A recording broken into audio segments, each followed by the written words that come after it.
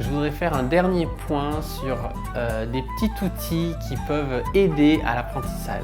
Je pense notamment à chronométrer vos sessions de jeu. Moi, je sais que ça m'a beaucoup aidé. Vous vous donnez un objectif, par exemple, un objectif par semaine, par mois ou par an, et vous vous dites « Ok, dans mon planning, je me programme de jouer le lundi, le mercredi, le vendredi et le dimanche, par exemple. Ensuite, le lundi, je joue 1 heure. Le mercredi, je joue 1 heure. Le vendredi, je joue 1 heure. Le dimanche, je joue 1 heure. » Vous chronométrez. Et moi, je sais que je l'ai fait, ça m'a énormément aidé de me chronométrer pendant ma session de jeu parce que du coup, elles étaient toutes différentes, ces sessions de jeu. Quand je jouais 1 heure, des fois, j'avais l'impression d'avoir joué 5 minutes et l'heure était déjà passée. Et des fois, j'avais l'impression de jouer 4 heures et j'en étais à 47 minutes. Et du coup, c'était très long. Mais du coup, les fois où j'avais envie de jouer plus longtemps, mais qu'il y avait le chrono qui s'arrêtait à 1 heure, et ben je déposais le violon et je gardais une motivation à l'intérieur de moi. Je me disais, ok, j'ai envie de jouer vraiment là, mais je la garde pour la prochaine fois, pour le mercredi par exemple. Je garde cette énergie-là de motivation, j'ai envie de jouer. Et quand je reprends le violon, si la session est plus difficile, et ben je me souviens de cette motivation-là. Et je reste 1 heure de jeu, 1 heure de jeu, 1 heure de jeu. Et quand on s'habitue à jouer un temps donné, après, ça va de plus en plus vite, de plus en plus vite, de plus en plus vite. Et l'heure de jeu, ça devient quelque chose d'habituel, de très facile à mettre en place. On n'a plus à se dire oh, « faut que je sorte le violon, c'est compliqué, j'ai pas envie, machin ». On le fait parce qu'on l'a noté dans l'agenda, on sait que ça va durer 1 heure, après ça sera terminé. Et le deuxième point, c'est que ça devient de plus en plus facile cette heure de jeu. Plus vous la faites, plus elle est rapide. Et moi, je sais qu'à la fin, ça a duré le temps de 5 minutes. Mon heure de jeu, ça faisait comme si ça durait 5 minutes. Et j'avais déjà fini mon heure de jeu, quoi. Et après, on peut passer à 2 heures, 3 heures, j'exagère, mais voilà, on peut vraiment augmenter le timer ensuite. Donc vraiment, chronométrez-vous et donnez-vous, fixez-vous un agenda très très précis pour savoir quand est-ce que je joue et combien de temps.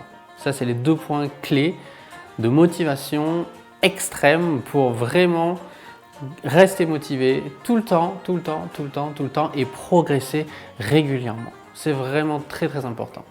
Il y a un autre point aussi qui est important à savoir et du coup ça va faire le pont avec cette histoire de chronomètre et de positionner dans le planning des temps de jeu. C'est qu'il y a une sorte de courbe d'apprentissage où on va évoluer vraiment très vite à certains moments et puis d'autres moments on va stagner pendant très longtemps.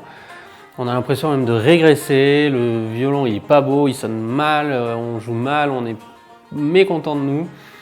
Il y a tout, on va passer par tous les états. Et je trouve que garder cette session de jeu d'1 heure, c'est mettre de côté des fois aussi le fait que il faut que j'ai un résultat absolument. Non, tu déposes ton cerveau, tu fais juste 1 heure de jeu.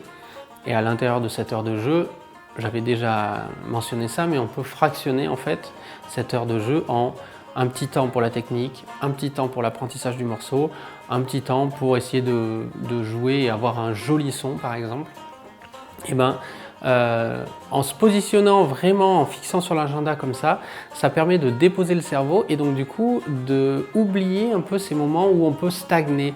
On peut ne pas avancer, on peut ralentir un peu la cadence, ça peut être on peut être démotivé. Et bien là, comme on a fixé sur l'agenda, on a vraiment ce temps-là avec le violon, et ben on le fait.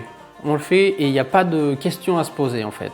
Et donc ça permet de passer plus facilement les moments de stagnation justement, les moments où on perd la motivation.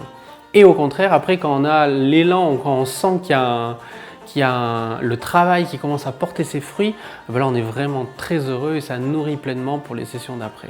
Donc voilà, ne vous en faites pas, s'il y a des moments où ça stagne, où ça ralentit, continuez à programmer dans votre agenda des moments de jeu et ça permet de vraiment se déposer. C'est exactement comme le même principe d'une to-do list.